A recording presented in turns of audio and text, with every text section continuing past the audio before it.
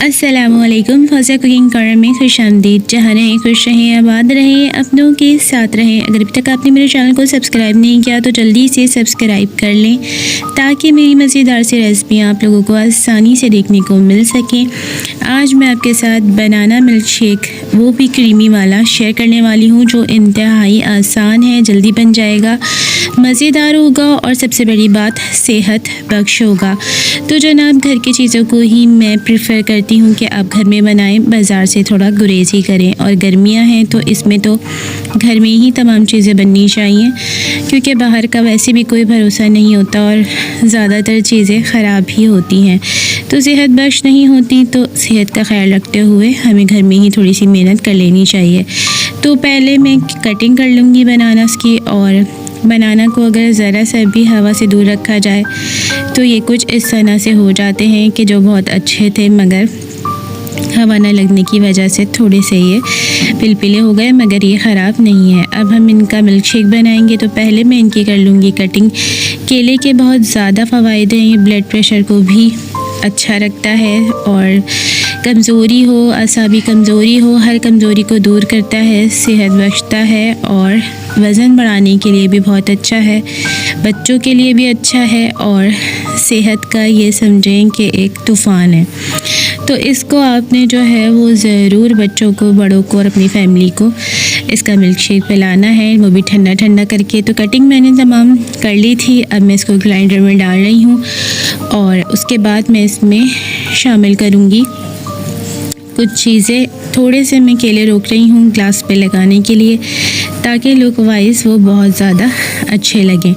तो दूध शामिल कर रही हूँ मैं इसमें, पानी में नहीं डाल रही, दूध मैंने डाल दिया है, केलों को मैंने डुबो दिया है और पिस्ता बादाम मैं इसमें थोड़े से शामिल कर रही हूँ।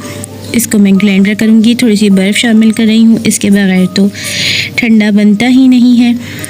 और अभी पहले मैं ये ग्लासेस पर लगा लूँगी इस तरह से हल्का हल्का सा कट करके, ताकि हमारा रेस्टोरेंट स्टाइल लुक आए।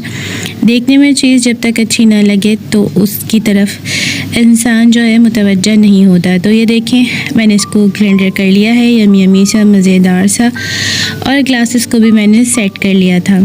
तो जो भी चीज़ आप बनाएं तो कोशिश करें कि प्रेजेंटेशन भी हो उसकी, ताकि वो ज़्यादा अट्रैक्टिव हो। बर्फ़ मैंने सब में शामिल कर दी थी और अब मैं इसमें डाल रही हूँ किंग कुल्फ़ा है मेरे पास। आप कोई भी आइसक्रीम डाल सकते हैं या फिर आप क्रीमी मिल्क भी डाल सकते हैं इसको क्रीमी बनाने के लिए, और अगर आप नहीं चाहते तो आप इसे अवॉइड भी कर सकते हैं। चीनी मैंने इसमें शामिल नहीं की है, आप चाहें तो डाल सकते हैं, केले थोड़े मीठे ही होते हैं, अगर आप फिर भी डालना चाहें तो डाल सकते हैं, मगर मैंने नहीं डाली। अब मैं इस पर स्पून लगा रही हूँ और उसके बाद मैं इसमें सब्बे लगाऊंगी ताकि हम इसे पी भी सकें, और जो मैंने आइसक्रीम इसमें डाली है उसको हम खाकर एंजॉय कर सकें। थोड़े से नट्स हैं, मैंने इनको बारीक जो है वो कूट लिया था, वो भी मैं पिस्ता बादाम इसमें शामिल कर रही हूँ, ताकि इसका लुक हम मज़ीद हसीन बना सकें और देखने वाला इसको फ़ौरन से पी जाए, और साथ में बहुत सारी सेहत भी मिले उसे और मज़ा भी आए और गर्मी में भी थोड़ी कमी महसूस हो। तो जनाब, मैंने इसको थोड़ा थोड़ा सा डेकोरेट कर दिया है। आप लोग इसको ज़रूर बनाइएगा। हेल्दी, यमी और मज़ेदार सा हमारा जो है वो केले का शरबत तैयार हो चुका है। आप देख सकते हैं कि कितना ज़बरदस्त सा लग रहा है, और जूस हो और वो ठंडा ना हो तो मज़ा तो आता नहीं है, इसलिए इसको ठंडा कर कर ही आपने पीना है, ताकि थोड़ी देर के लिए ही सही गर्मी में कमी आ जाए, और तवानाई जो मिलेगी तो वो तो फिर हमारी ही है।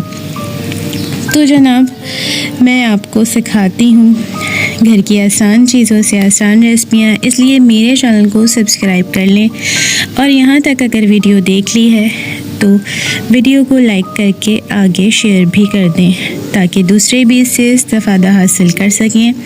यमी यमी लुक सा बनाना शेक हो गया है हमारे पास तैयार।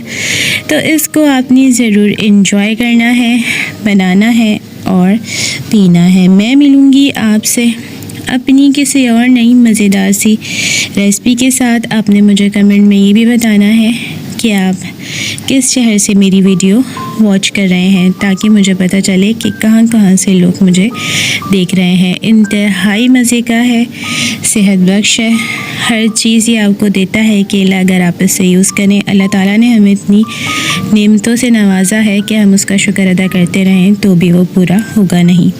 तो मिलूँगी किसी और नई मज़ेदार सी रेसिपी के साथ। तब तक अपना ख्याल रखिएगा, मुझे दुआओं में याद रखिएगा। इजाज़त चाहती हूँ, अल्लाह हाफ़िज़।